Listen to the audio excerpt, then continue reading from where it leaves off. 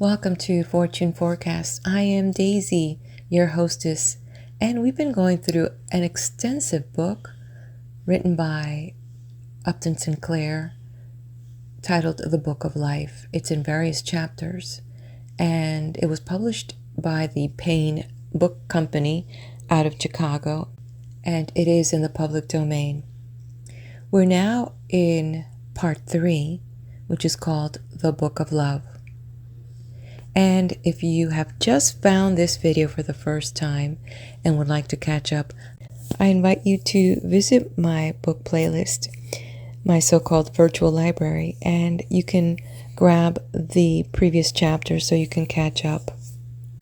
If you are ready to get into this chapter, please go to the description and hit the timestamp. Otherwise, stick around here for the narrator's comment. Okay, let's get to this. I will tell you, it has been my experience that no other 3-letter word has garnered so much attention, so much controversy, than the word sex. Some will perk up their ears. Others will lift their noses up in the air as if they were immune to something. And then there's this other group that might just stick their hands in their pockets. The last 2 chapters, titled Love and Economics, and the other one was Marriage and Money, really touched up on some things that I have become very familiar with as being exposed to lots of things from being a policewoman.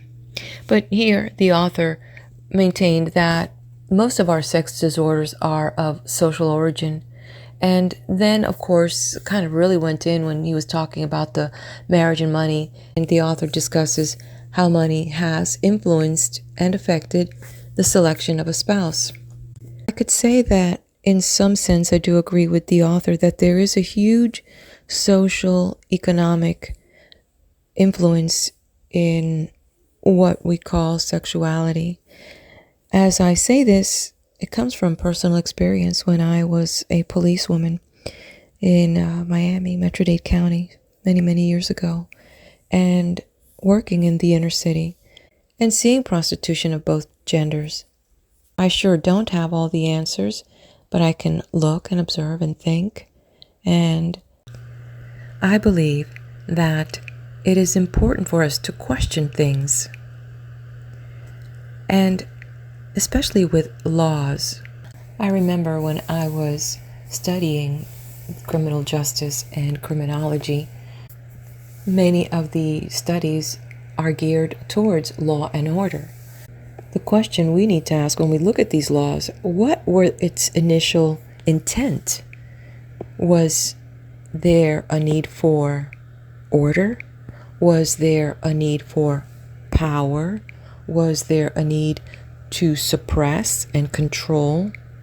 And then the other question is, how will that law affect the human race moving forward in the future? Are these laws suppressing what is called the inalienable rights? And how far does man go dictating what is right, what is wrong? Where is that moral compass? And is this where government and church decide to come together to set this fear of law and God in man because we don't know better? Or is there a way to, through the arts, open up love and peace and harmony? So sometimes between a warring God and a warring government, where is peace?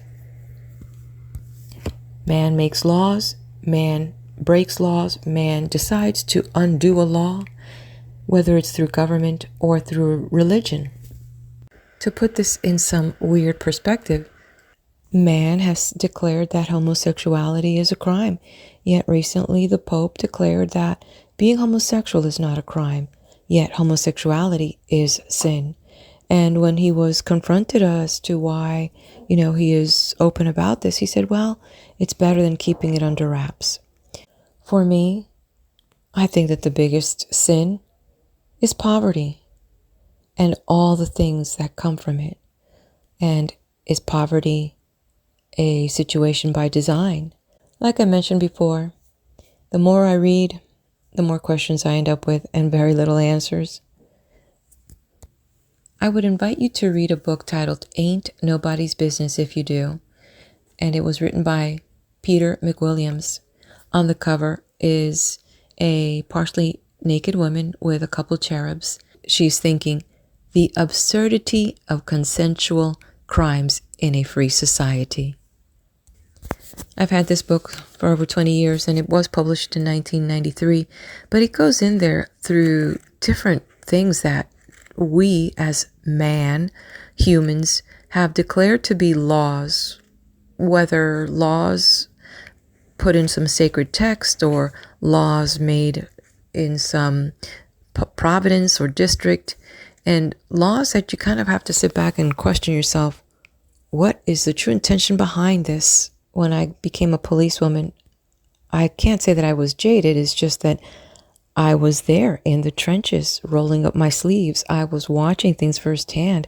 I was seeing the pressures of people and what their choices they were making. While you and I may say these are poor choices, and why would one person go get 3 jobs and one person decides to rob or take to the streets? Those are questions that even in today's psychology, they're trying to figure out. I'm sure you've heard stories of it. I've seen it in the news where some movie star will go into some high-end store and shoplift. Is it that they don't have any money? Or do they think that they're above the law? But I digress. Let's go back to this sex and marriage and sex in society. The author stated that the sale of sex is unknown in savage society. Yet, it is in modern society, ironic as it is, that we have the sale of sex. Right now, the state of Nevada is the only state where prostitution is legal, whatever that is worth.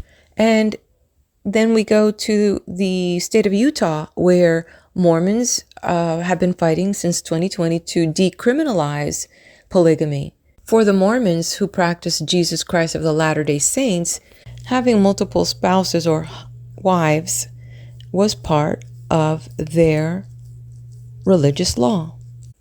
Again, I ask a very key question. We make these laws, man makes these laws, and also man, over time, decides that perhaps these laws are not relevant, regardless of how many people were persecuted for violating them in the past. So, what about marriage and money? Do people actually marry for love? Or is it a matter of convenience? Or is it, as the author said, that marriage is a matter of business? What say you in this modern time? Will it be till death do us part? All right, let's move on to the next chapter. 'Cause truly, it ain't nobody's business. As we move on to chapter 36, Love versus Lust. Discusses the sex impulse, its use and misuse, when it should be followed and when repressed. We have considered the sex disorders of our age and their causes. We have now to grope our way towards a basis of sanity and health in these vital matters. Consider man, as Metchnikoff describes him, with his overplus of sex energy. From early youth he is besieged by impulses and desires, and as a rule is left entirely uninstructed on the subject, having to pick up his ideas from the conversation of older lads who have nothing but misinformation and perversions to give him. Nearly all these older lads declare and believe that it is necessary to gratify the sex impulse, that physically it is harmful not to do so. I have even heard physicians and trainers maintain that idea. Opposed to them are the official moralists and preachers of religion, who declare that to follow the sex impulse, except when officially sanctioned by the church, is to commit sin. At different times in my life, I have talked with all kinds of people, young and old, men and women, doctors and clergymen, teachers and trainers of athletes, and a few wise and loving mothers who have talked with their own boys and other boys. As a result, I have come to agree with neither side in the debate. I believe that there is a distinction which must be drawn, and I ask you to consider it carefully and bear it in mind in all that I say on the problem of happiness and health in sex. I believe that a normal man is one being, manifesting himself in various aspects, physical, emotional, intellectual. I believe that all of these aspects of human activity go normally together and cannot normally be separated, and that the separation of them is a perversion and source of harm. I believe that the sex impulse, as it normally manifests itself and would manifest itself in a man if he were living a normal life, is an impulse which includes every aspect of the man's being. It is not merely physical desire and emotional excitement. It is intellectual curiosity, a deep and intense interest, not merely in the body, but in the mind and heart and personality of the woman. I appreciate that there is opportunity for controversy here. As a matter of psychology, it is not easy to separate instinct from experience, to state whether a certain impulse is innate or acquired. Some may argue that savages know nothing about idealism in sex, neither do those modern savages whom we breed in city slums. Some may make the same assertion concerning a great mass of loutish and sensual youths. We have to go so far from health and soundness that it is hard to be sure what is normal and what is ideal. But without going into metaphysics, I think we can reasonably make the following statement concerning the sex impulse at its first appearance in the average healthy youth in civilized societies, that this impulse, going to the roots of the being, affecting every atom of energy and every faculty, is accompanied not merely by happiness, but by sympathetic delight in the happiness of the woman, by interest in the woman, by desire to be with her, to stay with her and share her life and protect her from harm. In what I have to say about the subject from now on, I shall describe this condition of being and feeling the word love. But now suppose that men should, for some reason or other, evolve a set of religious ideas which denied love and repudiated love and called it a sin and a humiliation. Or suppose there should be an economic condition which made love a peril, so that the young couple which yielded to love would be in danger of starvation or of seeing their children starve. Suppose there should be evolved classes of men and women held by society in a condition of permanent semi-starvation. Then, under such conditions, the impulse to love would become a trap and a source of terror. Then the energies of a great many men would be devoted to suppressing love and strangling it in themselves. Then the intellectual and spiritual sanctions of love would be withdrawn. The beauty and charm and joy would go out of it, and it would become a starveling beggar at the gates, or a thief skulking in the night time, or an assassin with a dagger and a club.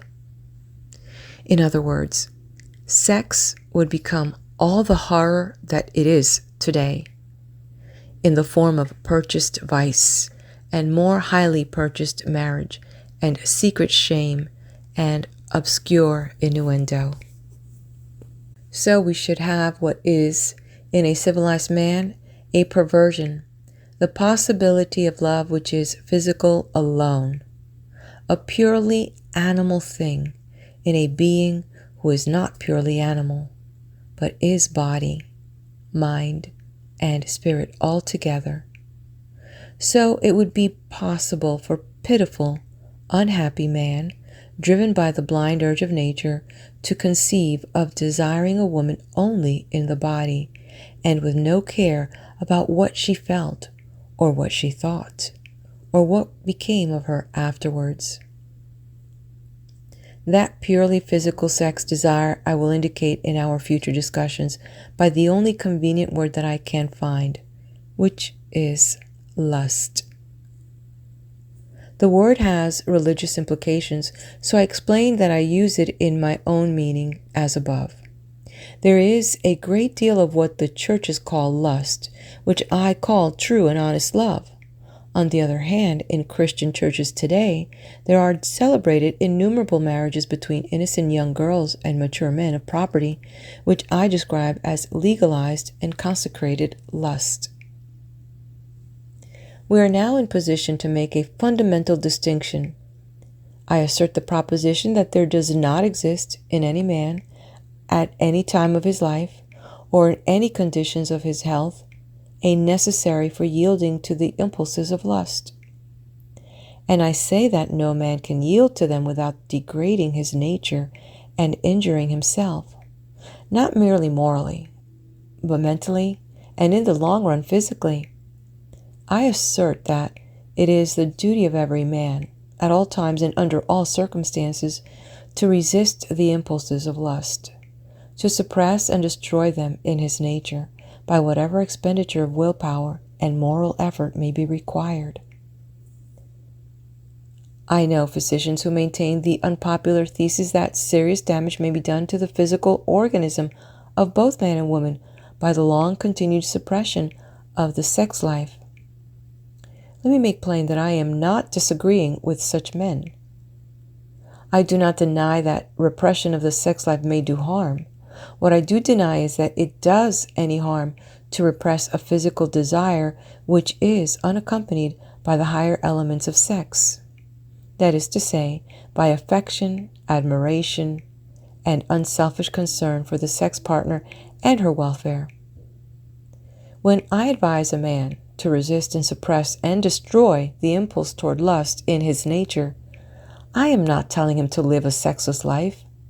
I am telling him that if he represses lust, then love will come. Whereas, if he yields to lust, then love may never come. He may make himself incapable of love, incapable of feeling it or of trusting it, or of inspiring it in a woman. And I say that if, on the other hand, he resists lust, he will pour all the energies of his being into the channels of affection and idealism. Instead of having his thoughts diverted by every passing female form, his energies will become concentrated upon the search for one woman who appeals to him in permanent and useful ways. We may be sure that nature has not made men and women incompatible, but on the contrary, has provided for fulfillment of the desires of both. The man will find some woman who is looking for the thing which he has to offer, that is, love. And now, what about the suppression of love? Here I am willing to go as far as any physician, and concerning normal adult human beings, I say that the suppression of love is a crime against nature and life. I say that long-continued and systematic suppression of love exercises are devastating effect, not merely upon the body, but upon the mind and all the energies of the being. I say that the doctrine of the suppression of love, no matter by whom it is preached, is an affront to nature and to life, and an insult to the Creator of life. I say that it is the duty of all men and women not merely to assert their own right to love, but to devote their energies to a war upon whatever ideas and conventions and laws in society deny the love right. The belief that long-continued suppression of love does grave harm has been strongly reinforced in the last few years by the discovery of psychoanalysis, a science which enables us to explore our unconscious minds and lay bare the secrets of nature's psychic workshop. These revelations have made plain that sex plays an even more important part in our mental lives than we realized. Sex feeling manifests itself not merely in grown people, but in the tiniest infants. In these latter, it has, of course, no object in the opposite sex, but the physical sensation are there, and some of their outward manifestations. And as the infant grows and realizes the outside world, the feelings come to center upon others, the parents first of all. These manifestations must be guided and sometimes repressed. But if this is done violently by means of terror, the consequences may be very harmful. The wrong impulses or the terrors may survive as a complex in the unconscious mind and cause a long chain of nervous disorders and physical weaknesses in the adult. These things are no matter of guesswork. They have been proven as thoroughly as any scientific discovery and are used in a new technique of healing. Of course, as with every new theory, there are unbalanced people who carry it to extremes. There are fanatics of Freudianism who talk as if everything in the human unconsciousness were sex. But that need not blind us to the importance of these new discoveries and the confirmation they bring to the theses that sane and normal love, wisely guided by common sense and reasoned knowledge, is at a certain period of life a vital necessity to every sound human being. End of chapter 36. Stay here with me on this video. We'll go ahead and move right into chapter 37. Help me befriend the algorithm. Take a minute and hit that like button. Make a comment. Let me know you were here. And if you want more of what we have here, subscribe to the channel. Are you ready? We're heading over to chapter 37, Celibacy versus Chastity. The ideal of the repression of the sex impulse as against the ideal of its guidance and cultivation. There are two words which we need in this discussion, and as they are generally used loosely, they must now be defined precisely.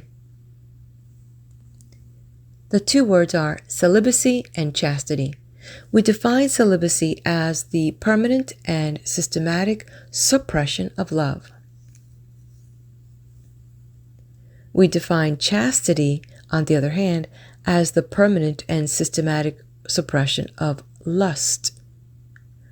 Chastity, as the word is here used, is not a denial of love, but a preparing for it.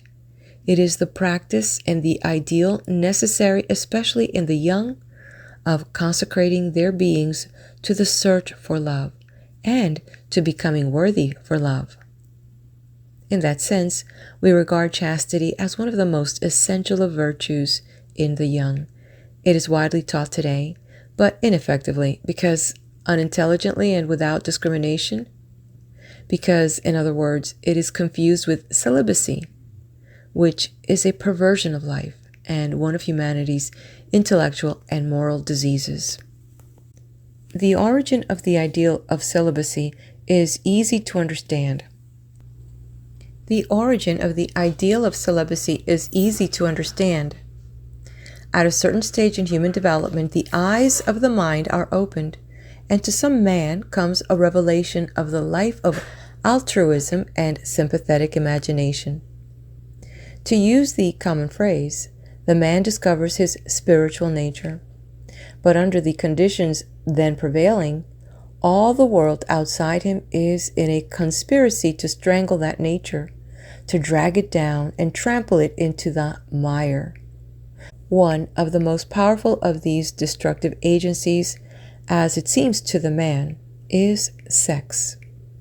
By means of sex, he is laid hold upon by strange and terrible creatures who do not understand his higher vision, but seek only to prey upon him and use him for their convenience. At the worst, they rob him of everything: money, health, time, and reputation. At best, they saddle him and bridle him. They put him in harness and set him to dragging a heavy load.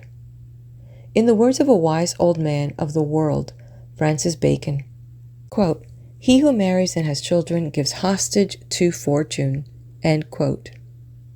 In a world wherein war, pestilence, and famine held sway, the man of family had but slight chance of surviving as a philosopher or prophet or saint. Discovering in himself a deep-rooted and overwhelming impulse to fall into this snare, he imagined a devil working in his heart, so he fled away to the desert and hid in a cave and starved himself and lashed himself with whips and allowed worms and lice to devour his body in the effort to destroy in himself the impulse of sex.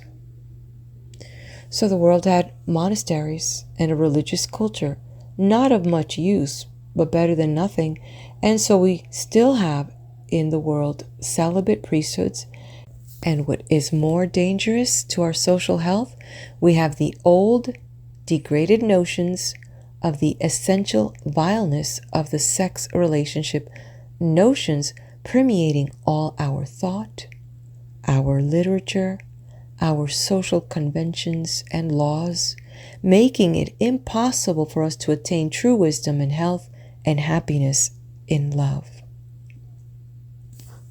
I say the ideal of celibacy is an intellectual and moral disease. It is a violation of nature, and nature devotes all her energies to breaking it down, and she always succeeds.